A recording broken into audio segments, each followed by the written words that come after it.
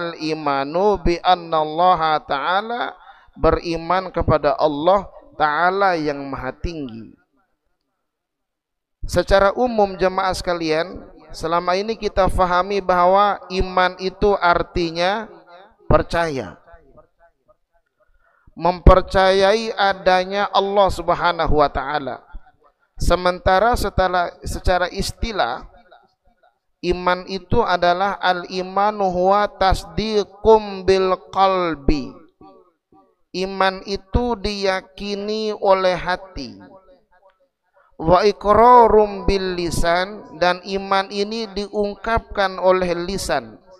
Wa amalun bil arkan, dan iman itu dibuktikan, diimplementasikan dengan anggota badan. Jamaah sekalian, keimanan ini harus diungkapkan. Keimanan ini harus diyakini. Dan ungkapan ini, keyakinan ini tidak mungkin diam begitu saja, dan harus diamalkan di dalam kehidupan kita. Tiada sempurna keislaman orang, tiada sempurna keimanan orang, cuman ngomong doang, aneh Islam nih, aneh beriman nih. Buktinya mana? KTP saya ada kalimat Islamnya. Belum sempurna dinamakan orang beriman demikian kalau cuman KTP-nya dituliskan beragama Islam. Makanya nanti yang KTP-nya ada tulisan Islam, semoga nanti masuk surga.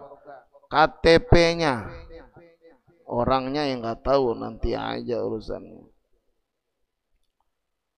Ibu bapak sekalian, tasdiqum bil qalbi, iman itu harus ada di dalam sanubari kita, harus tertancap di dalam hati kita. Lalu dari iman yang ada di dalam hati kita ini, iqrarum bil lisan, kita ungkapkan dengan lisan kita. Jangan disembunyikan hanya dalam hati doang keimanan kepada Allah, harus dibuktikan. Lalu keimanan yang ada di dalam hati yang diungkapkan oleh lisan diwarnai oleh anggota badan, diwarnai oleh tubuh kita. Lalu tubuh kita berinteraksi dengan orang-orang di sekitarnya, itu harus dengan keimanan kepada Allah Subhanahu wa Ta'ala. Ayat yang tadi dibacakan sama imam kita, di situ menjadi dalil tuh. Qalatil a'rabu amanna qul lam tu'minu walakin qulu aslamna walamma yudkhilul imanu fi qulubikum wa in tuti'ullaha wa rasulah la yaliskum min a'malikum syai'a. Dulu ada orang-orang Arab Badui yang ngomong, amanna, kami ini beriman. Yang disampaikan dalam lisannya, kami ini beriman. Dijawab oleh Al-Quran, kalian itu belum beriman, katakan saja baru Islam. Kenapa? Walamma yudkhilul imanu fi qulubikum, iman itu belum masuk ke dalam hati kalian. Iman orang-orang Arab Badui baru di lisannya, itu belum dinamakan beriman kalau cuma ngomong doang di lisan, karena imannya belum ada di dalam hatinya. Bahkan kelanjutan daripada kalimat tadi, jika kalian mentaati Allah dan mentaati Rasulullah. Nah, ini makna iman itu diamalkan dengan anggota badan. Wa in tuti'ullaha wa rasulah, jika kalian mentaati Allah, berarti iman itu mentaati Allah dan mentaati Rasulullah. La yalidkum min a'malikum syai'a.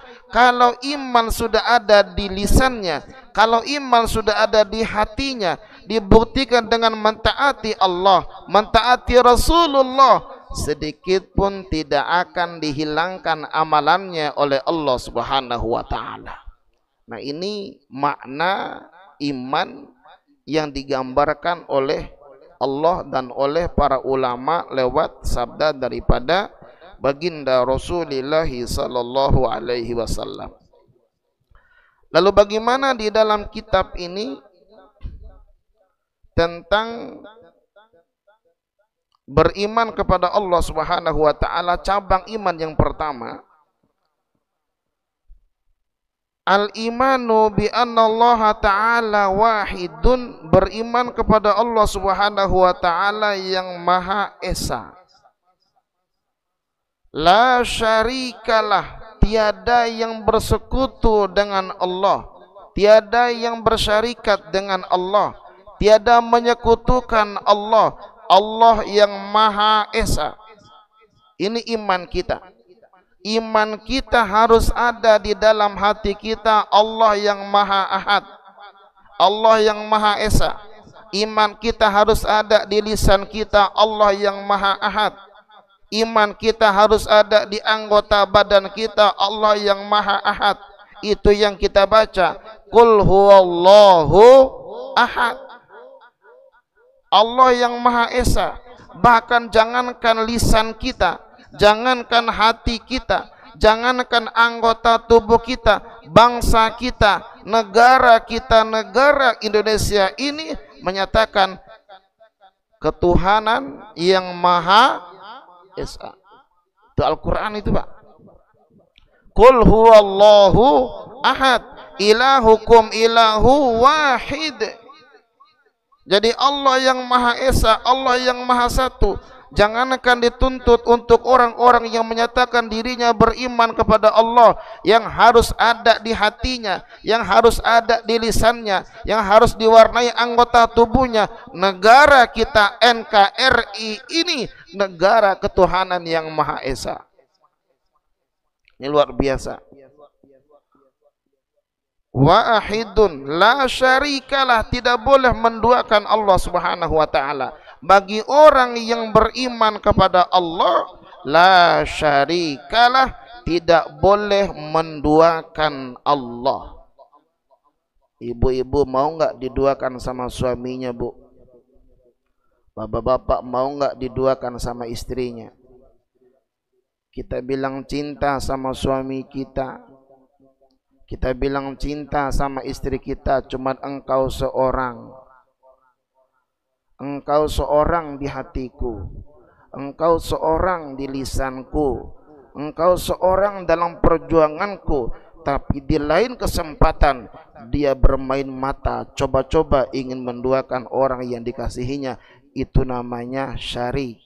Dia menduakan yang dicintainya. Kalau sesama pasangan saja, Pak, kita enggak mau diduakan, bagaimana Allah Subhanahu wa taala? Bagaimana Allah Subhanahu wa taala yang Maha Esa? Yang kita katakan kalau kita baca ayat Qul huwallahu ahad, jangan menduakan Allah, Allah yang Maha Esa, la syarikalah.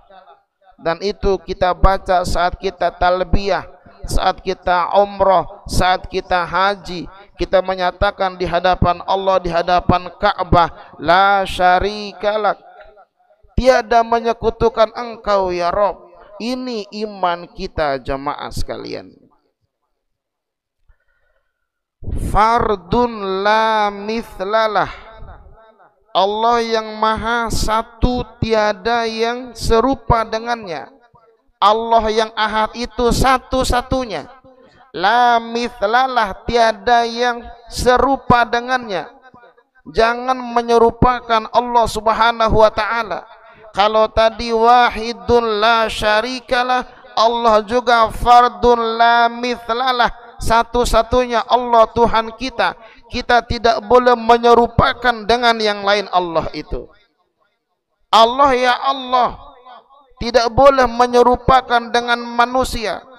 Tuhan kita Allah tidak boleh menyerupakan dengan ciptaannya. Allah yang Maha Wahid, Allah yang satu-satunya, la mithlalah. Bahkan Somadun la nidallahu, Allah yang Maha tempat kita bergantung. Kita baca Somadun, kita baca dalam Al-Ikhlas Allahu Somad. tempat kita bergantung, tempat kita memohon pertolongan. Bahkan la nidalah, tiada yang sejajar, tiada yang sebanding dengan Allah Subhanahu wa taala. Maka pada saat kita katakan saya beriman kepada Allah Ahad, harus ditancapkan, fardun somad harus ditancapkan di dalam sanubari kita. Allah yang Maha Esa, Allah yang Tuhan kita satu-satunya, dan tempat kita bergantung, la nidalah, tiada yang sebanding dengan Allah Subhanahu wa taala. Maka di Al-Baqarah itu ada kalimat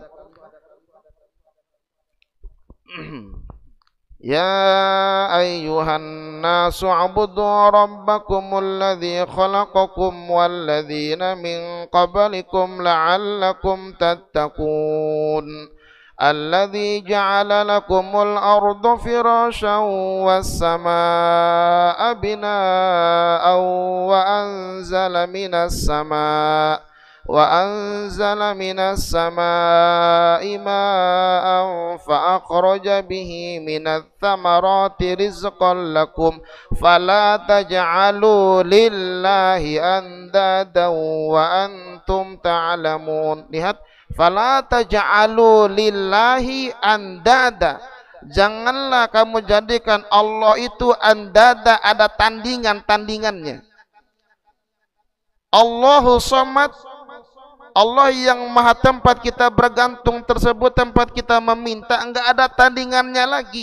La nidalah, enggak ada tandingannya. Yang bahasa Qur'annya fala taj'alu lillahi andada. Kenapa demikian? Karena Allah telah menjadikan bumi ini sebagai hamparan, langit sebagai atap.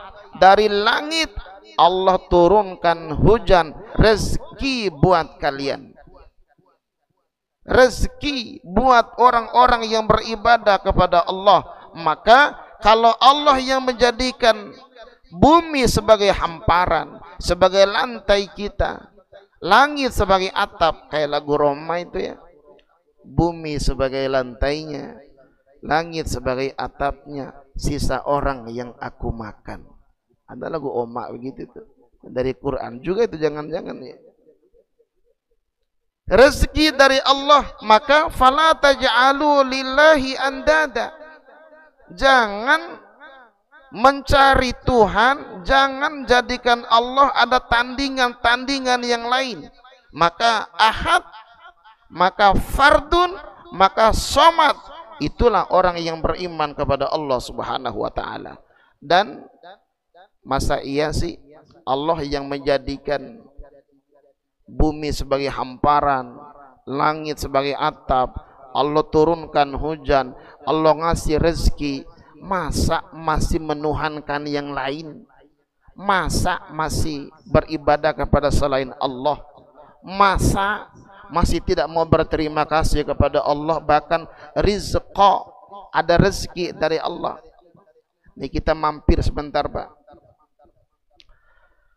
Allah membicarakan dulu u'budu rabbakum, baru rizqa, ibadah kepada Allah baru rezeki. Jadi ibadah dulu baru rezeki, bukan rezeki baru ibadah. Ibadah dulu baru rezeki, sholat subuh dulu baru ada sarapannya, bukan sarapan dulu baru sholat subuh. Habis sholat subuh ngaji dulu baru ada sarapannya. Jangan ujuk-ujuk minta sarapan sholat subuh. Na'budu dulu baru nasta'in, ibadah dulu baru ada rezeki. Ini terkadang orang rezeki dulu baru, mendingan Pak yang bahaya boro-boro mau ibadah, rezeki yang dikejar. Padahal tuh Quran bilangnya wa'budu rabbakum baru rizqul lakum. Ibadah kepada Allah baru dapat rezeki. Yang kedua, lihat di Quran, wa may yattaqillaha yaj'al makhraja wa yarzuquhu min haitsu la Rezeki dari mana-mana kamu dapatkan kalau bertakwa kepada Allah. Takwa dulu baru rezeki. Jangan rezeki dulu baru takwa. Ntar aja kita takwa, cari uang aja dulu. Lah keburu mati bagaimana ente? Ntar aja ibadah, cari uang aja dulu mumpung masih muda. Lah udah tua kagak bisa ibadah, sakit-sakitan. Coba ibadah dulu baru ada rezeki, takwa dulu baru ada rezeki, baru yang ketiga tuh sholat dulu baru rezeki. Gimana kalimatnya? Wa'mur ahlaka bis-sholati wastabir 'alaiha la nas'aluka rizqan nahnu narzuquk. Dirikan sholat, perintahkan kepada keluargamu untuk mendirikan sholat dan sabar atasnya. Kami tidak minta rezeki kepada kamu, kamilah yang ngasih rezeki kepada kamu, kata Allah. Jadi sholat dulu baru rezeki. Jangan nuntut rezeki tapi sholat kagak. Artinya apa? Kalau kita sudah menyatakan diri kita beriman kepada Allah Subhanahu wa taala, maka Allahu Ahad, Allahu Samad yang fardun tersebut la nidalah, la mithlalah, la syarikalah, tunjukkan dalam diri kita semata-mata kepada Allah Subhanahu wa taala. Allah pasti akan lindungin.